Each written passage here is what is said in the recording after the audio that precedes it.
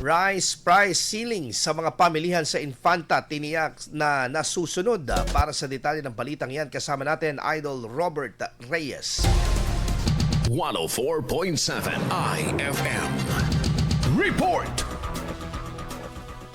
Tiniyak ng Office of the Market and Slaughterhouse ang kanilang price monitoring sa mga pamilihan para sa mahigpit na pagpapatupad ng itinakdang maximum retail price ng mga imported na bigas. Ininspeksyon ang mga tindahan at rice retailers sa umiiral na price ceiling. Tinitiyak din na hindi naaabuso ang mga mamimili at naibibigay ang tamang presyo sa mga pangunahing bilihin. Bukod sa presyo ng bigas, sinuri rin ang supply ng mga produkto at pagsunod ng mga negosyante sa mga lituntunin ng pamahalaan hinggil sa patas na kalakalan. Ayon sa lokal na pamahalaan, magpapatuloy ang market inspection para siguraduhin abot kaya ang presyo ng bigas at maprotektahan ang mga mamimili maging ang sapat na supply ng pagkain sa Infanta. Kasama mo Idol Robert Reyes, Tatak IFM.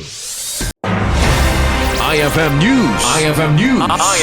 IFM News.